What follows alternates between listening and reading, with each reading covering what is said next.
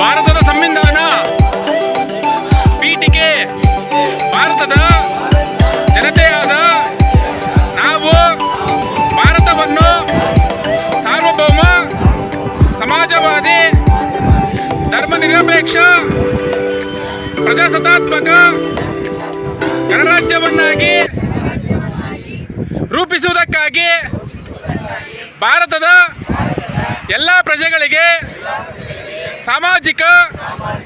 ಆರ್ಥಿಕ ಮತ್ತು ರಾಜಕೀಯ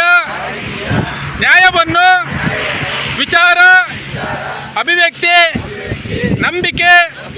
ಧರ್ಮ ಮತ್ತು ಉಪಾಸನೆಯ ಸ್ವಾತಂತ್ರ್ಯವನ್ನು ಸ್ಥಾನಮಾನ ಮತ್ತು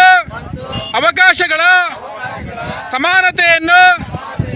ದೊರೆಯುವಂತೆ ಮಾಡುವುದಕ್ಕಾಗಿ ವ್ಯಕ್ತಿ ಗೌರವ ದೇಶದ ಏಕತೆ ಮತ್ತು